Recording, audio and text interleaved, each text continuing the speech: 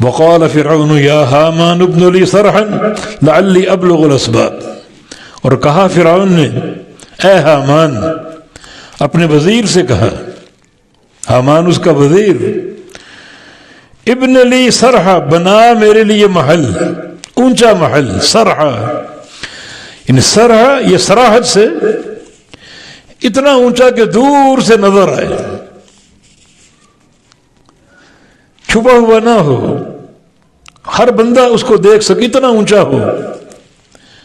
لعلی شاید کہ میں اب لوگ پہنچ جاؤں الاسباب راستوں تک، دروازوں تک۔ کون سے راستے؟ آگے اس کا ذکر، اسباب السماوات، آسمانوں کے راستوں پر، کیونکہ موسیٰ کا دعویٰ ہے علیہ السلام کہ رب اوپر، آسمانوں کے اوپر، تو ایک اونچا محل بناؤ، اس محل پہ چڑھ کے میں آسمانوں تک پہنچ جاؤں، اور فاطلع الی الہ موسیٰ، اور میں جھانکوں موسیٰ علیہ السلام کے معبود کی طرف، موسیٰ علیہ السلام کے الہ کی طرف۔ وَإِنِّي لَأَظُنُّهُ كَاذِبًا، اور بے شک میرا یقین ہے کہ موسیٰ جھوٹ بولتا، نعوذ باللہ۔ وَإِنِّي حرف تاکید لایا ہوا، بے شک میں، لَأَظُنُّهُ لام بھی تاکید کا،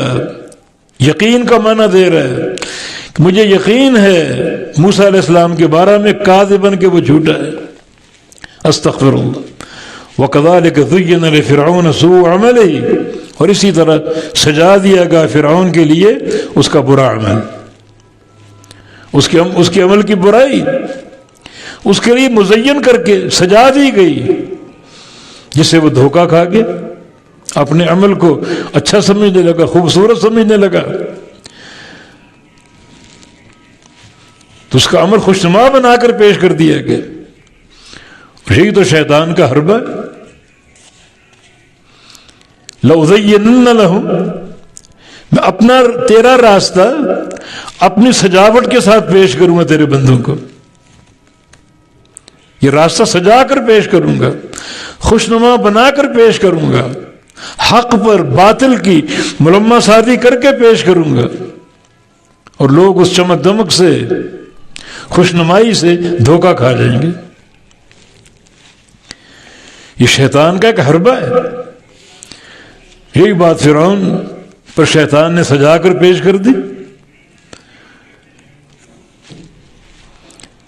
وَكَذَلِكَ زُيِّنَ لِفِرْعَوْنَ، اسی طرح سجا دیے گا فرعون کے لیے سوء عملہ، اس کے عمل کی برائی، وَصُدَّ عَنِ السَّبِيلِ، اور اس کو روک دیا گیا سیدھے راستے سے۔ سیدھا راستہ توحید کا راستہ، اللہ تعالیٰ کی فرمانبرداری کا راستہ، مگر اس کے مقابلے میں جو اس کی سوچ اور فکر تھی اسے شیطان نے سجا کر پیش کر دی، اور فرعون دھوکہ کھا گیا۔ فما کید فرعون الا فی تباب، اور نہیں ہے فرعون کی تدبیر، کوئی بھی تدبیر، الا فی تباب، مگر ہلاکت اور خسارے میں، تباہی میں۔ ہر تدبیر اس کی تباہی پر گئی، جو اس نے سوچا برباد ہوا، حتیٰ کہ آخری سوچ اس کی موسیٰ علیہ السلام کا تعاقب، بنی اسرائیل کا تعاقب، تاکہ ان کو پکڑ کر اپنی فوج کے ذریعے پیس کے رکھ دے، پیچھا کر رہے، حتیٰ کہ وہ وقت آ گیا، پیچھے فرعون کا لشکر ہے،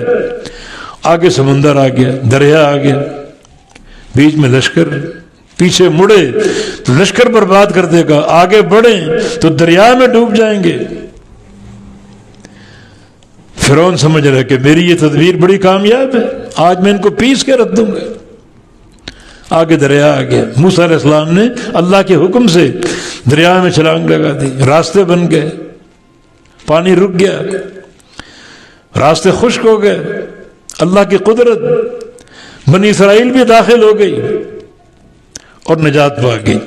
پیچھے فرعونی، اب فرعون کی تدبیر ان کو پکڑنے کی اور برباد کرنے کی، تباہ کرنے کی، فرعونی بھی کود گئے، اللہ نے پانی چلا دیا